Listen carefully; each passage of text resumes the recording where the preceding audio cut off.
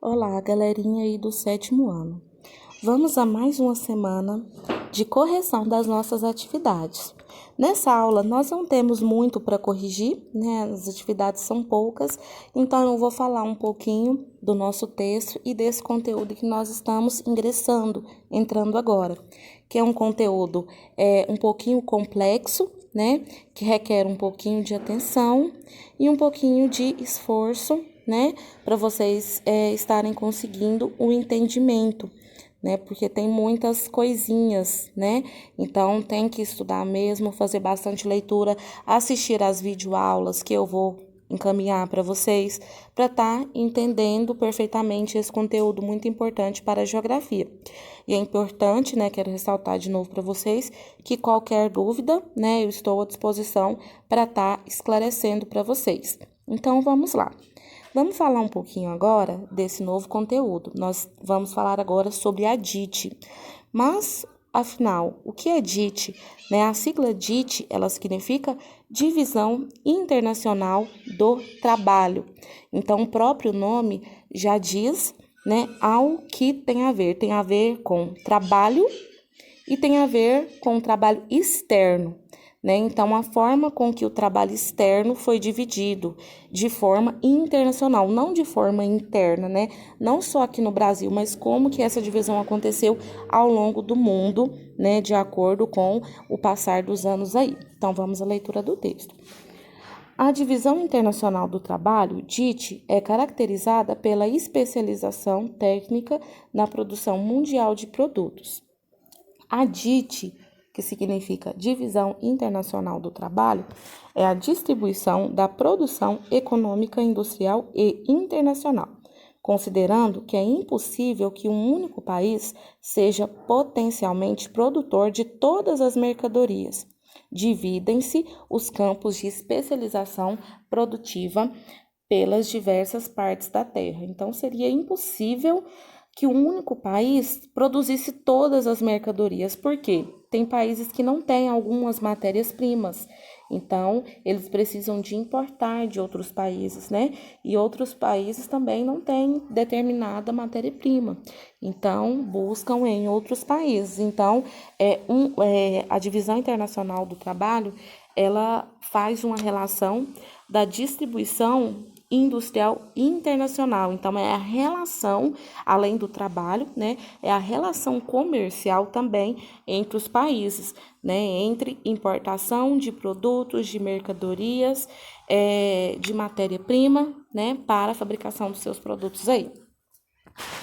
A DIT passou por algumas fases. Essas fases, pessoal, vocês vão estudar detalhadamente. Eu acredito que nessa hora vocês já tenham recebido a atividade aí dessa semana. Mas nessa semana agora, nós vamos falar um pouquinho sobre cada fase da DIT. Foram 3 fases, cada uma tem as suas características e é muito importante que vocês saibam identificar a fase de acordo com as suas características, tá? Isso vai ser muito importante para vocês lá na frente, ok? Onde vocês estudarão esse conteúdo de forma mais aprofundada.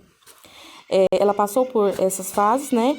Essas fases obedeceram à dinâmica econômica e política do período histórico que elas existiram, como nós vamos ver no quadro aí. Por exemplo, nós temos aí o capitalismo comercial, né? Que foi a primeira fase aí, né? Que aconteceu, que aconteceu no período do século XV e XVI, né? Nesse período que ainda havia a formação das colônias e o crescimento das metrópoles, né? Que eram as cidades de maior expansão. No caso aqui do Brasil, por exemplo, nossa grande metrópole é São Paulo, né? Então, metrópole é a cidade de destaque, né? A cidade que se industrializa primeiro, né? A cidade que se urbaniza primeiro e a cidade que acompanha o crescimento mais rápido. Então, consequentemente, ela ganha uma superioridade em relação às outras cidades que ficam dependentes dessa cidade, ou seja, dessa metrópole. Então, nesse período do capitalismo comercial, nas colônias, havia a extração de produtos primários, o trabalho escravo, geralmente vindo da África, né? E especiarias, né? Extração de especiarias. E nas metrópoles, né? Que eram aí nas grandes cidades, era voltada para a produção e exportação de produtos manufaturados, ok? Aí na outra fase, lembrando que nós vamos estudar detalhadamente cada uma dessas fases agora nessa semana, então não vou aprofundar muito. Aí no capitalismo industrial, nos séculos 17, 18 e 19, as colônias e os países desenvolvidos neles houve o fortalecimento de matérias-primas e produtos primários. Lembrando que os produtos primários são a primeira base, né, para se fazer um produto, né? A base inicial, por exemplo, do caderno seria a madeira. Então, a madeira é o produto primário, ok? E nas metrópoles e nos países desenvolvidos, havia a transformação da matéria-prima, ou seja, matéria primária, em produtos industrializados, né? Então, nas colônias fazia essa exploração, né? E nos países desenvolvidos e nas grandes metrópoles transformava a matéria no produto final. E a terceira fase, que foi a do capitalismo financeiro, que aconteceu a partir do século XXI, a partir do século XX, tá? Nesse período aí, os países subdesenvolvidos, houve produtos industrializados e matérias-primas. E nos países subdesenvolvidos, produtos industrializados, alta tecnologia e investimento, em consequência das outras fases onde os países estavam sempre um pé na frente, estavam sempre mais avançado em relação às colônias e aos países subdesenvolvidos. Então, esse cenário que nós vemos hoje de país desenvolvido e subdesenvolvido, que vocês vão estudar muito, né, de agora para frente, entendam que não aconteceu de uma hora para outra, né? É uma fase histórica, né? Aqui na América, por exemplo, né, quando os europeus vieram, né, os Estados Unidos, o Canadá, ele ficou como áreas, né, de habitação, né? Então, os europeus foram lá e fizeram de lá a sua casa, sua residência. E aqui na América do Sul, os produtos, né, as colônias vieram de exploração, os escravos, né, e os produtos eram explorados e levados lá para esses países que foram escolhidos para habitar, né, as grandes metrópoles. Então, esse cenário foi se evoluindo, né, para o quadro atual que nós temos hoje, ok? Então, vamos à correção das atividades. 1. Explique o conceito e caracterize a divisão internacional do trabalho DIT. Então, o conceito é uma divisão, olha, a resposta está bem aqui, né? A divisão internacional do trabalho é caracterizada pela especialização de técnica na produção mundial de produtos. Só isso, ok? Na número 1 aí. Na 2, leia o título da reportagem abaixo. Relator apresenta no Senado proposta contra a guerra fiscal. A guerra fiscal é um fenômeno relativamente recente na história econômica brasileira e está intrinsecamente relacionada à nova DIT. Faça uma pesquisa e explique o que é guerra fiscal. Então, vamos lá. Creio que vocês fizeram uma pesquisa aí, né? Então, vou falar um pouquinho sobre a guerra fiscal, mas podem deixar do jeito que vocês colocaram aí. A guerra fiscal é a disputa entre as diversas regiões ou estados de um país para atrair a instalação de empresas estrangeiras através da redução ou isenção de impostos.